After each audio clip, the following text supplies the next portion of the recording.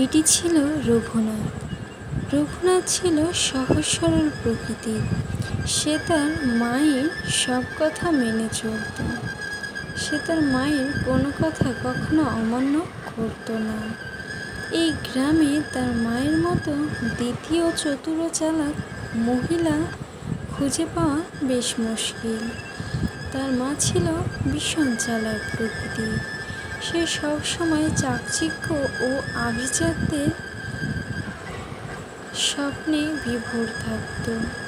সে একদিন বসে বসে ভাবছে, রঘুনাথের তো বিয়ের বয়স হয়েছে, এবার তার বিয়ে দিয়ে দিয়ে মোটা অঙ্কের পণ নেবে কনে পক্ষের কাছ থেকে। এইসব বলতে বলতে রঘুনাথ বাড়িতে ফিরে আসে।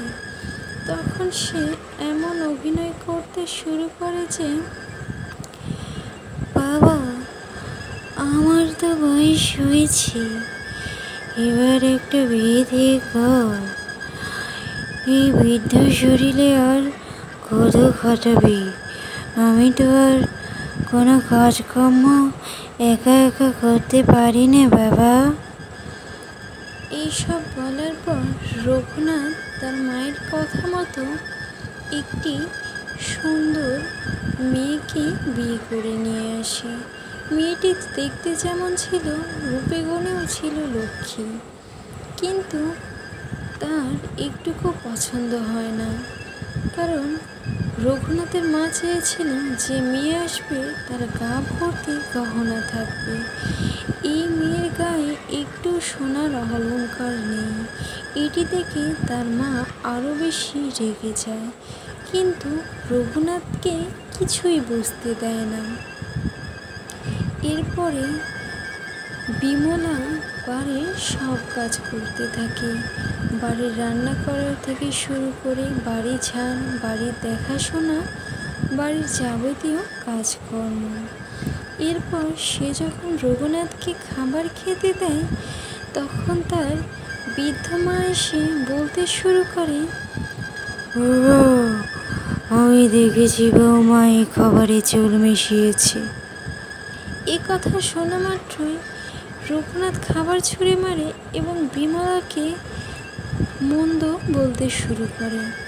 এসব দেখে রঘুনাথের মা ভীষণ খুশি হয়ে যায় এবং একা একা অর্থ হাসিতে ফেটে পড়ে।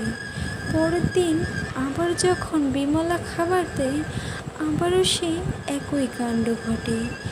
বিমলের মা একদমই শান্তি দিচ্ছিল না বিমলাকে। এরপর সে বিমলকে ডেকে এনে বলে, বাবা, তুই এই মেয়েকে তার চুল কেটে ফেলতে বল, অন্যথা আমি বৃদ্ধাশ্রমে চলে যাব। বিমলও তার মায়ের কথা মেনে নেয়, কারণ সে তো তার মায়ের কোনো কথাই অমান্য করে না। যদিও তার মন সায় দিচ্ছিল না, তারপরেও সে মায়ের জন্য কিছুটি বলে না। তার মা বিমলার ঘন চুল কেটে ফেলে এক নিমেষে। অসহায় বিমলা কিছুই বলতে পারে না। সে কান্নায় ভেঙে পড়ে একা একা।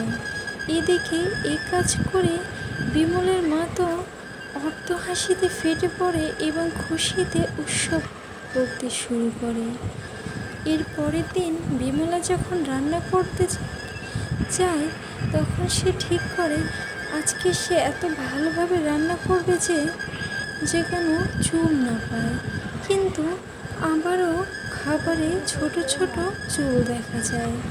বিমল এবার প্রচণ্ড রকম রেগে যায়। বিমলাকে এত কটু কথা শোনায়, তারপরেও তার শান্তি হয় না। সে একটু পরে ছুরি নিয়ে এসে বিমলাকে ছুরিঘাত করে এবং বিমলা সেখানেই মারা যায়। এই দৃশ্য দেখে রঘুনাথের মা বেশ খুশি হয়ে যায়, কারণ এতদিন ধরে সে তো এটিই চাচ্ছিল। বিমলকে সে মিথ্যা সান্ত্বনা দেওয়ার অভিনয় করে এবং তার সেচ কাজ না করে তাকে বলে মাটিতে কোনো এক জঙ্গলে পুঁতে আসতে। যেই কথা সেই কাজ। তারা সেটি করে বাড়ি ফিরছিল। এরপর কেটে যায় বেশ কয়েকটি বছর। বিমল একদিন রাতে বাড়ি ফিরছিল। ফেরার পথে সে ওই গাছের নিচে পৌঁছে যায়। সেখানে একজন মহিলা কান্না করে। বিমল এটি শুনে আতঙ্কিত হয়ে যায়। এরপরে বিমলের স্ত্রীর আত্মা সেখানে আসে। তারপরে বিমলকে সব কিছু বলতে থাকে, কিভাবে তার মা ষড়যন্ত্র করে তাকে মেরে ফেলেছে। এরপর বিমল এসব বুঝতে পেরে তার কাছে ক্ষমা চাইতে শুরু করে, কিন্তু বিমলা মোটেও ক্ষমা করার উদ্দেশ্য নেই। সে প্রতিশোধ নেবে এই বলে সেখান থেকে রওনা হয়।